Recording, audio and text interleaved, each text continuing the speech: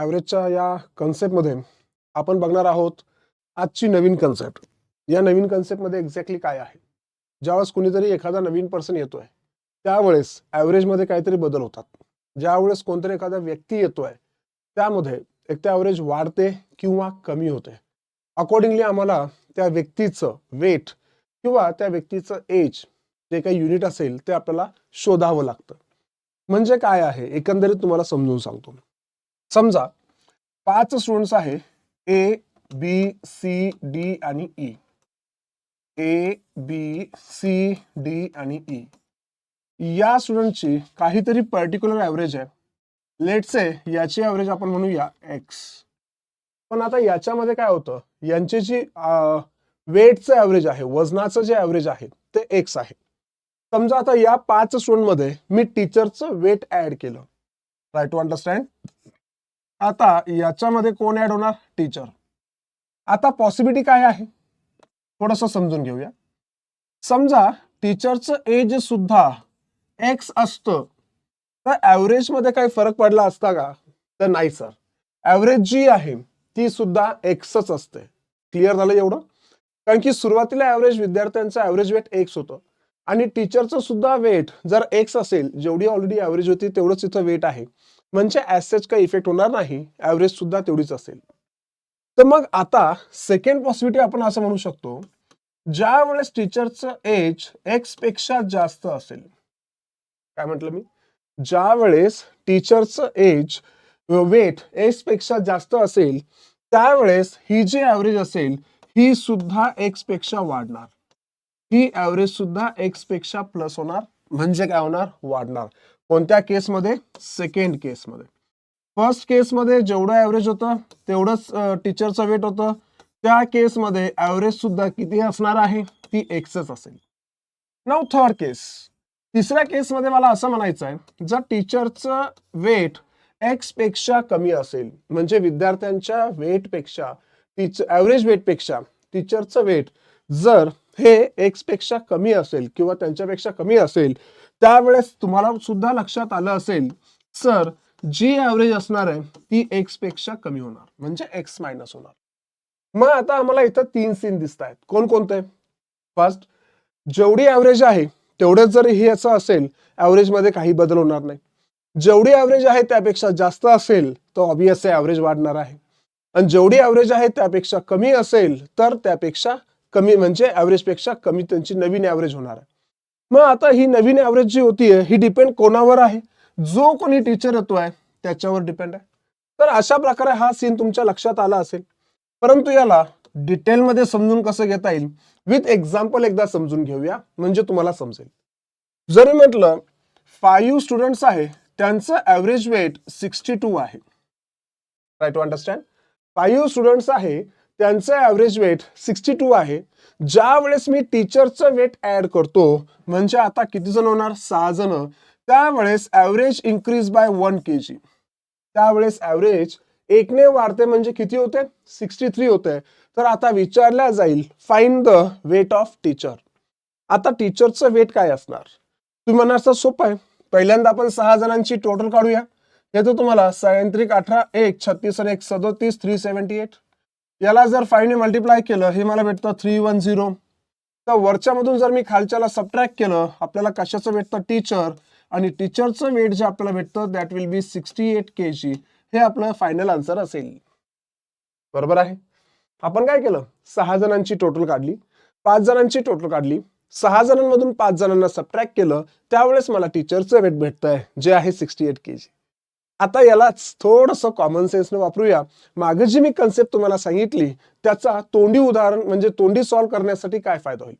असे जे उदाहरणं असतील, असे जे एक्झाम्पल असतील, याला तोंडी जर करायचं असेल, मला सांगा जर टीचरचं वेट सुद्धा 62 kg असतं, म्हणजे जे काही 5 जणांची ॲव्हरेज आहे तेवढंच जर टीचरचं असतं तर नवीन ॲव्हरेज मध्ये काडी मात्र फरक झाला नसता. कारण की अगोदरची जी ॲव्हरेज आहे तेवढंच वेट आता टीचरचं आहे. परंतु काय झालाय? डिफरन्स आलाय. ॲव्हरेज काय झालं मित्रांनो? ॲव्हरेज वाढली. ॲव्हरेज कितीने वाढली रे? 1 ने वाढली. बरं, ज्या अर्थी ॲव्हरेज वाढते ती एकाचं वाढते का सगळ्यांचंच वाढते?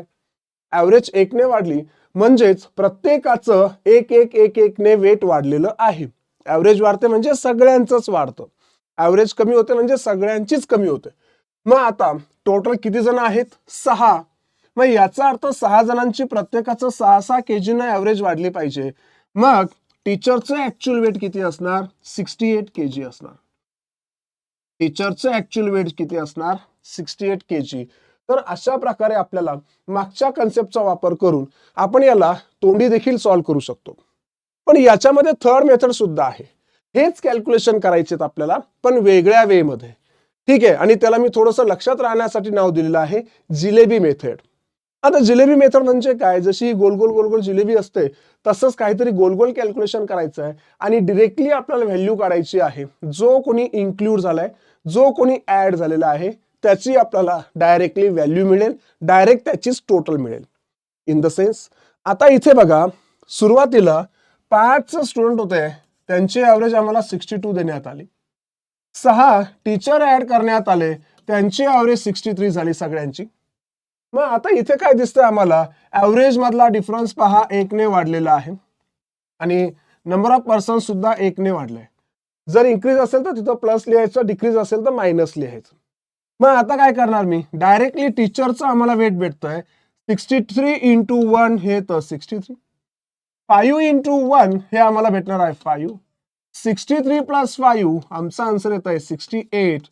हे आपलं फायनल आन्सर आलेलं आहे डायरेक्ट टीचरचं वेट. आता 3 मेथड आहे, यापैकी बेस्ट मेथड कोणती आहे? बघा, ही मेथड तर तुम्ही तोंडी सॉल्व्ह करू शकतात अशा प्रकारच्या. पण ही जी मेथड मी तुम्हाला सांगितली, जी जिलेबी मेथड मी तुम्हाला सांगितली, याचे बरेचसे फायदे सुद्धा आहेत, याचे ऍप्लिकेशन सुद्धा आहेत. हे सुद्धा मी आजच्या या सेशन मध्ये तुमच्याकडून करून घेणार आहे, मी तुम्हाला सांगणार आहे आणि त्यामध्ये तुम्हाला थोडंसं आयडिया क्लिअर होईल की या जिलेबी मेथडचा ऍक्च्युअल फायदा कसा आहे. अजून एक उदाहरण घेऊया जेणेकरून तुम्हाला जिलेबी मेथड क्लिअर होईल. बघा, सगळ्यांनी समोर लक्ष देऊन व्यवस्थित समजून घेऊया. इथं म्हटलंय average age of the 5 officers in and department is 32 years. 5 officer आहे, ऍव्हरेज दिलेले आहे 32 इयर्स, म्हणजे यांची टोटल असणार 160. If the age of the supervisor is added the average increase by 1.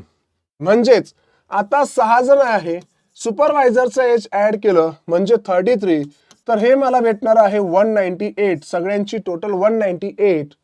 Then what is supervisors age? आम्हाला कोणाचं age विचारलंय? सुपरवायझरचं age विचारलं. जर मी या 6 मधून 5 ला सबट्रॅक्ट केलं तर सुपरवायझरचं एज आम्हाला डिरेक्टली इथे येणार आहे 38 इयर्स. सुपरवायझरचं एज काय असणार आहे? 38 इयर्स. ऑप्शन सी हे राईट आन्सर. हे झालं आपलं रेग्युलर मेथडने. परंतु आता इथे जिलेबी मेथड जर ऍड करायची, पण एक गोष्ट समजून घ्या, ही वापरायची कुठे? ज्या वेळेस कोणीतरी ऍड होतोय, ज्या वेळेस कोणीतरी इन्क्रीज होतोय, ज्या वेळेस कोणीतरी इन्क्लूड होतोय, पहिल्यापेक्षा इन्क्रीमेंट असेल किंवा थोडं डिक्रीमेंट असेल तरी चालते, ठीक आहे, तिथे ऍव्हरेज मध्ये काही फरक होतोय. ओके, ज्या वेळेस काही इन्क्रीमेंट किंवा डिक्रीमेंट असेल त्यावेळेस आम्हाला जिलेबी मेथड वापरता येते. आता बघा, जिलेबी मेथडने the average age of 5 officers is 32 years. 5 officers आहे, ऍव्हरेज देण्यात आली 32 years. Age of supervisor is added, म्हणजे आता 6 जण झालेत, ऍव्हरेज इन्क्रीज बाय 1 म्हणजे 33 ही यांची ऍव्हरेज असणार आहे. What is supervisors age? इथे बघा, नंबर ऑफ पर्सन्स 1 ने वाढलेले आहे आणि इथे ऍव्हरेज सुद्धा 1 ने वाढलंय. आता एवढं जर केलं तर फक्त जिलेबी अप्लाय करायची, डिरेक्टली सुपरवायझरचं आपल्याला एज भेटणार 33 इंटू 1 33, 5 इंटू 1 हे येत आहे 5, तर डिरेक्टली आमचा आन्सर येत आहे 38 इयर्स. ऑप्शन मध्ये आपलं 38 आहे, सी तेच आन्सर आलंय, बदललेलं नाही. तर तिसरी मेथड जी तुम्ही म्हटली होती एकदम तोंडी सॉल्व्ह होते, ते एकदा सांगा. मी तुम्हाला पुन्हा एकदा सांगेल, या मेथडला जास्त समजून घ्या, याचं पुढे ऍप्लिकेशन आहे. तिसरी मेथडने सुद्धा जर करायचं असेल, मला सांगा 5 ऑफिसरचं एज किती होतं? 32. जर टीचरचं एज सुद्धा 32 असतं तर काही फरक पडला असता का? नाही सर. ठीक आहे, याचा जर टीचर म्हणतो सुपरवायझर सुद्धा 32 इयर्स असता काही फरक पडला नसता, पण फरक पडलाय. ऍव्हरेज कितीने वाढली मित्रांनो? 1 ने वाढली. बरं, ऍव्हरेज किती लोकांची वाढली? एकाची वाढली का 6 जणांची वाढली? सर, एकूण 6 जणांची ऍव्हरेज वाढलेली आहे. मग 6 जणांची ऍव्हरेज 1 ने जर वाढत असेल, 32 प्लस 6 प्रत्येकाचं 1 म्हणजे 6 ने इन्क्रीज होणार, तर डिरेक्टली सुपरवायझरचं एज आम्हाला 38 येत आहे. ही झाली थर्ड मेथड, जी तुम्ही आपण डायरेक्टली तोंडी सॉल्व्ह करू शकतो. तर या मेथडमध्ये तुम्हाला 1 बाय 1 सगळ्या कन्सेप्ट क्लिअर होत असतील. आजची हीच कन्सेप्ट आहे, आजच्या सेशनमध्ये हीच कन्सेप्ट आहे जी तुम्हाला परफेक्टली समजून घ्यायची आहे आणि याचे ऍप्लिकेशन सुद्धा समजून घ्यायचं आहे. कारण याचं ऍप्लिकेशन एवढं मोठं आहे, मिनिटांचे प्रश्न सेकंदात होतील बरं. पुढे गेल्यावर लक्षात येईल तुम्हाला. चला पुढे बघूया. Average weight of 21 girls was recorded 58 kg. If teacher's weight was added, average increased by 1 kg. याला आपण डायरेक्ट जिलेबीने करूया. 21 गर्ल्स होते सुरुवातीला, ॲव्हरेज काय होती 58 kg. If teacher's weight was added, average increased by 1, म्हणजे आता 22 असणार, ॲव्हरेज होणार 69. What is teachers weight? जिलेबी अप्लाय केल्यानंतर काय भेटतं? जो कोणी आला त्याची टोटल. जिलेबी अप्लाय केल्यानंतर काय भेटतं? जो कोणी आला त्याची टोटल. आता बघा, टीचरचं वेट 1 ने वाढलंय, ॲव्हरेज 1 ने वाढलंय आणि इथं सुद्धा नंबर ऑफ पर्सन्स 1 ने वाढलंय. चला मल्टिप्लिकेशन करा. 59 इंटू 1 हे तर 59, 21 इंटू 1 हे तर 21. दोघांची ऍडिशन करा, आमचा आन्सर येतं 80. तर टीचर्सचं वेट जे असणार 80 kg असणार. Option C. बेसिक नाही करून बघा, तुमचं उत्तर तेच येणार आहे. सर याला तोंडी करता येईल, सांगितलं ना, या टाईपच्याला तोंडी करता येतं. पण पुढे काही गोष्टी आहेत जिथं आपल्याला जिलेबी लागते. जर टीचरचं हे सुद्धा 58 असतं, काही फरक पडला नसता. बरं ॲव्हरेज तर वाढली, ॲव्हरेज कितीने वाढली आहे? 1 ने वाढली. बरं ॲव्हरेज 1 ने वाढली, एकाची वाढली का 22 लोकांची वाढली? आता एकूण 22 लोक आहेत, लक्षात ठेवा. सुरुवातीला 21 गर्ल्स, टीचर एक 22. मग 22 जणांची एक ने ॲव्हरेज वाढते, म्हणजे टोटल 22 एक्स्ट्रा असलं पाहिजे, म्हणजे टीचरचं आम्हाला डिरेक्टली 80 kg येतं. अशा प्रकारे आपण या प्रश्नांना सेकंदात उडवू शकतो. तर हे झालं तुमच्या कन्सेप्ट. जिलेबी मेथड नेमकी काय असते याचा अजून यूज हळूहळू करूया.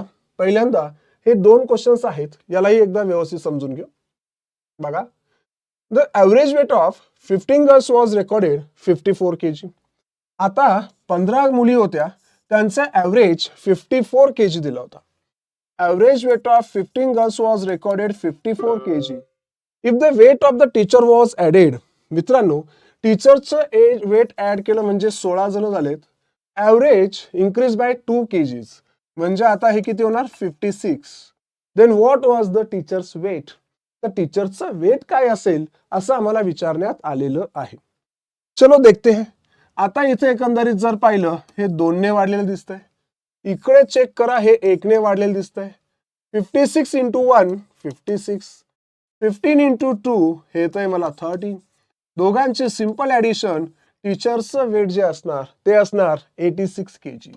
Option D right answer. 86 kg, 86 kg हे आपलं राईट आन्सर असलं पाहिजे. सेकंड प्रश्न असा येतो, तोंडी करा सर. तोंडी जर करायचं झाल्यास टीचरचं एज जर 54 kg असतं, म्हणजे जेवढी सगळ्यांची ॲव्हरेज आहे तेवढंच जर वेट असतं तर काही फरक पडला नसता. परंतु फरक पडलाय. ॲव्हरेज कितीने वाढली मित्रांनो? ॲव्हरेज 2 ने वाढलेली आहे. परंतु किती लोकांचं? 15 मुली, एक टीचर, 16 जणांचं. 16 जणांचं जर 2 ने वाढतंय तर 16 दुने 32, म्हणजे 32 यामध्ये प्लस करता आलं पाहिजे होतं. म्हणजेच आम्हाला डायरेक्टली टीचरचं वेट भेटतंय 86 kg. 86 kg हे डायरेक्ट आपला आन्सर आलेलं आहे. ठीक आहे.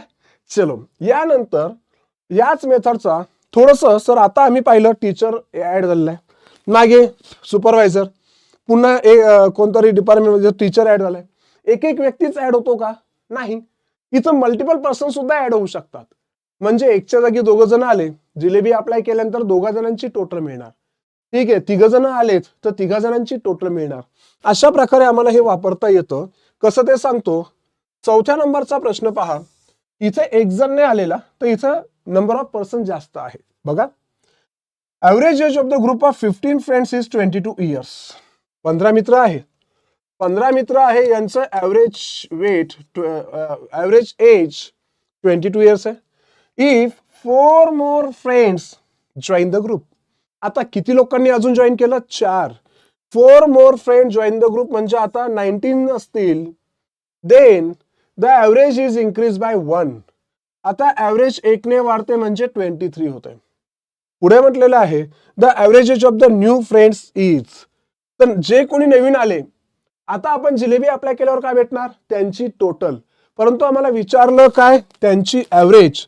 मग काय करणार? टोटल भेटल्यावर त्या 4 ने डिवाइड करा. 4 जण आलेले आहेत, तुम्हाला त्यांची ऍव्हरेज भेटते. चला पहिले टोटल शोधूया. कितीने इन्क्रीज झालाय? 1. कितीने नंबर ऑफ पर्सन इन्क्रीज झाले? 4. हे तर 92. हे तुम्हाला किती भेटतं? 15. मग या 4 जणांची टोटल 107. जर या 107 ला जर मी 4 ने डिवाइड केलं, येते तुम्हाला 4 दुने 8, उरले 2, 6 चोक 24, 26.75 इयर्स. ऑप्शन मध्ये डेसिमल मध्ये कोणतंच नाहीये, तर याचा करेक्ट आन्सर असेल नन ऑफ दिस. एकही ऑप्शन इथे आम्हाला डेसिमल मध्ये दिसत नाहीये. तर अशा प्रकारे आम्ही याला सॉल्व्ह केलंय. सर हाच प्रश्न मागे जसं तुम्ही तोंडी सॉल्व्ह केलं तसं उडवता येईल का? यस मित्रांनो, याला तुम्ही तोंडी आरामशीर उडवू शकतात. कसा ते लक्ष द्या. इथं आम्हाला असं म्हणण्यात आलं होतं की अगोदर जे काही होते 4 जण, त्यांची टोटल ऍव्हरेज 22 होती. अगोदरचे 15 जण, त्यांची ऍव्हरेज 22 होती. अगोदर जे 15 स्टुडंट्स होते त्यांची ऍव्हरेज 22 होती. आता 4 जण आले. Try to understand. किती जण आले? 4. बरं या 4 जणांची पण ऍव्हरेज 22 असती तर म्हणजे प्रत्येकाचं 22 22 22 22 काही फरक पडला नसताना रे. म्हणजेच 22 चोक 88. म्हणजे हे जर मी 88 यामध्ये ऍड केलं असतं तर कोणताच फरक पडला नसता. बरोबर आहे. म्हणजेच ही टोटल काय झाली असती? 110. बरोबर. ही टोटल 110.